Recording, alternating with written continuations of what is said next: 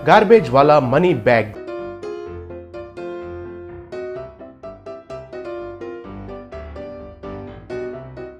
Maggi कहकर एक आदमी नकली नोटों का मुद्रा करता था।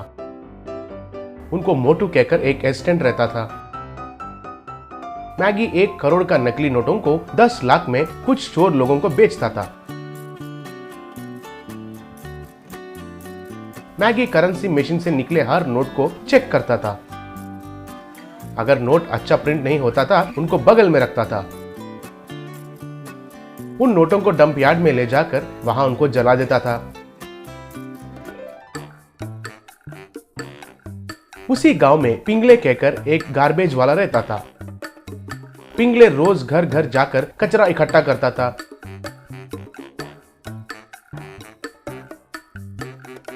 उस कचरे को उनको ट्रॉली में ले जाता था।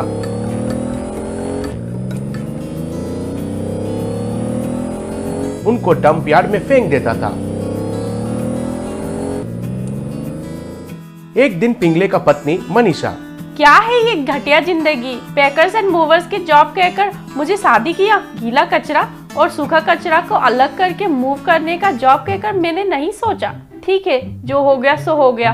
कम से कम अब ये दुर्गंध जॉब छोड़कर कोई अच्छा नौकरी ढूंढिए। मैं जो कर रहा हूँ ये दुर्गंध जॉब नहीं है, दुर्गंध को छुड़ाने वाला जॉब है। सब लोग ऐसे ही सोचेंगे तो इस देश में कचरे को कौन छुड़वाता है? कौन कैसे काम करना है वो भगवान खुद तय करता है। हमें 3 वक्त की रोटी मिल रहा है, उसके लिए खुश रहो। मुझे माफ कीजिए, आपका ये बात सुनने के बाद मुझे जिंदगी के बारे में पता चला। एक दिन मैगी मोटू को मनी प्रिंटिंग कमरे में लेके गया। उधर बहुत सारे रुपयों का 2 तरीके के बंडल दिखाया। अरे मोटो, ये 2 तरीके के करेंसी नोट है, इसमें कौन सा असली है और कौन सा नकली है ये बताओ, देखता हूँ। तब मोटू एक आवर्धक कांच को लेकर उनका जांच किया। सर, ये वाला नकली है सर। अरे वाह, फिर तो मैं सुपर सक्सेस हो गया। तुमने जो नकली कहा वे असली नोट है रे, ये वाले नकली है। कल मैं मुंबई जा रहा हूँ। इस ब्लैक मनी को व्हाइट करने के लिए डॉन बॉस्को से डील करने के लिए जा रहा हूँ। इन नकली नोटों को खरीदने वाले आजकल कोई नहीं मिल रहे हैं। वे लोग पकड़े गए होंगे और जेल में होंगे। मैं डील पक्का करने के बाद तुमको फोन करता हूँ, तब तुम इन नकली नोटों को डंप यार्ड में ले जाकर जला दो। यस बॉस, तुम्हारा प्लान मुझे समझ में आया। 2 दिन के बाद मैगी मोटू को मुंबई से फोन किया। अरे मोटो, तुम वो नकली नोटों को जला दो। हमारे पास वो असली नोटों का डील मैंने पक्का किया है। अच्छा समझ में आया है सर। तब मोटू उस प्रिंटिंग मशीन रूम में गया। उधर 2 तरीके के नोटों का बंडलों को देखा।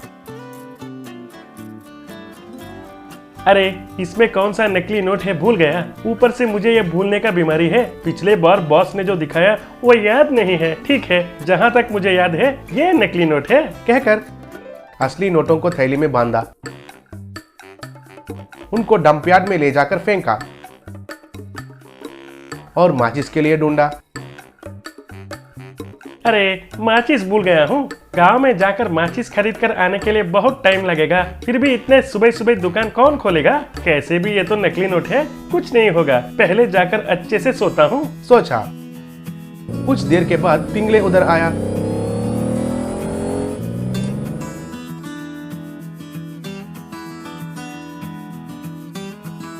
उन पैसों का बंडलों को देखा।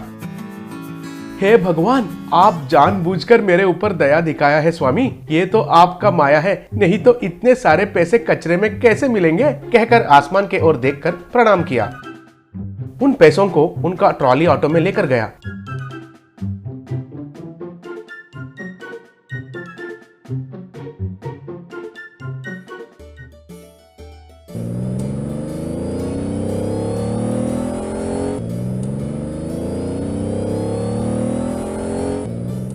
घर में उनका पत्नी को वो पैसे दिखाया। वो देखकर मनीषा घस खाकर गिर गई। कुछ दिनों के बाद मैगी मोटू दोनों को पुलिस ने पकड़ लिए। पिंगले का परिवार धनवान बन गए। गरीब वर्सेस अमीर का घर।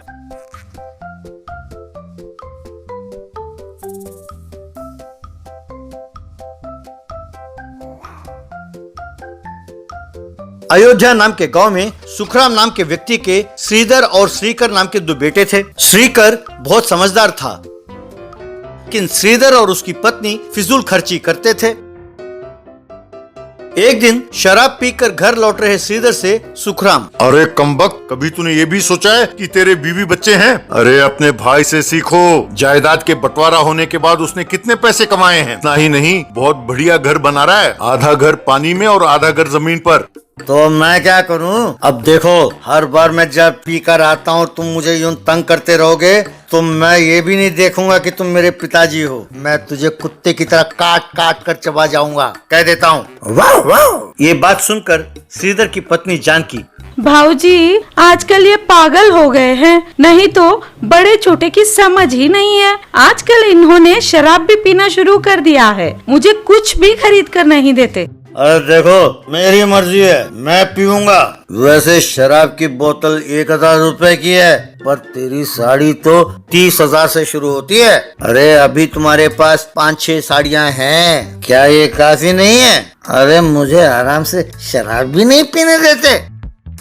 अरे औरतों के लिए ट्रक भर तो क्या, टाइटैनिक भर कर भी साड़ियाँ हो तो काफी नहीं है। मुझे साड़ी खरीदनी है, पैसे देते हो या नहीं? ऐसा कह रही थी कि तभी श्रीकर वहाँ आया। श्रीकर अपने पिताजी से, पिताजी हमारा नया घर तैयार हो गया है, आप आकर वहाँ हमारे साथ रहिए। थोड़े दिन बाद आता हूँ बेटा। अब जब मैं यहाँ हूँ तभी ये इतने नाटक कर रहा है। अगर मैं यहाँ नहीं रहा तो अपने बीवी और बच्चों को सड़क पर ला देगा ये। तब श्रीधर श्रीकर से, हेलो मेरे बड़े भाई, तुम अपने नए घर में मुझे नहीं बुलाओगे? कहते हैं कि नए घर को शराबी का आशीर्वाद मिले तो बहुत अच्छा होता है। इतना ही नहीं, उसकी नजर भी उतर जाती है, इसलिए तुम ना भी बुलाओ तो मैं आऊंगा, आकर मैं तुम्हें बस आशीर्वाद करूंगा। अगले दिन सुखराम, श्रीधर, जानकी उनकी बेटी कीर्ति के साथ श्रीकर के घर गए। वहां सब उस बढ़िया घर को हैरान होकर देख रहे थे। अजी देखा, घर कितना आलीशान है, ऐसा लगता है किसी जादुई दुनिया में आ गए हैं। लगता है घर के अंदर समुंदर आ गया है। कुछ भी कहो, जेठानी को देखकर जलन सी होती है। अब तो बस दीदी साड़ियाँ ही साड़ियाँ खरीदेगी और ढेर सारे गहने पहनेगी। ये बातें सुनकर श्रीकर की पत्नी वैदेही, अरे बहन तुम चिंता ना करो, तुम्हारे पति भी ऐसा आलीशान घर बनाएंगे। ये घर तो कुछ भी नहीं है, तुम्हारे घर को हम हैरान होकर देखेंगे। बिल्कुल सही कहा भाभी जी, आप कह रहे हो कि बनाएंगे। अरे मैंने तो ऑलरेडी खरीद लिया है भाभी, हमारे घर का गृह प्रवेश कल ही है, आप सबको आना होगा। अरे तूने नया घर खरीदा कब? यानी रोज शराब पीते हो फिर भी तुम पैसे बचाते हो। वेरी गुड बेटा, मैंने तुम्हें गलत आंका था। अरे देखो पिताजी, ये बचत वचत जैसे गालियां मेरे सामने ना देना। तुम सब जल्दी घर आ जाओ, मैंने उसमें तुम्हारे लिए भी एक कमरा बनाया है। वो कोई साधारण कमरा नहीं है। अरे तुम बस पानी में तैरते रहोगे पिताजी, बस मौज करो। अगर बापूजी मौज करेंगे मैं तो बस ऐश कर सकती हूँ, क्यों है ना? जरा बताओ तो सही अपना घर कैसा है, प्लीज प्लीज, बस थोड़ा सा बता दो, बाकी मैं कल्पना कर लूंगी। अरे कर लो, अच्छी तरह कल्पना कर लो। जानती हो अपना घर होगा कैसे? अब ये घर पानी के ऊपर है, अपने घर के अंदर ही पानी होगा। सारे सामान घर के अंदर पानी में तैर रहे होंगे। अगर हमने अपना घर देख लिया तो हमें तो भूख भी नहीं लगेगी। अच्छा, अरे मुझसे और नहीं सहा जाता, जरा जल्दी चलो, घर जाकर देखना है मुझे। ठीक है, अभी ले चलता हूँ सबको, चलो। कहकर सबको एक पानी में तैर रहे झोपड़ी के पास ले गया। अब बाढ़ के कारण घर के अंदर पानी आ गया था और घर के सारे सामान पानी में तैर रहे थे। ये देखकर सुखराम, अरे कमबख्त, यहाँ कहाँ ले आए? ऊपर से बाढ़ का सारा पानी घर के अंदर आ गया है। अरे यहाँ कौन रहेगा?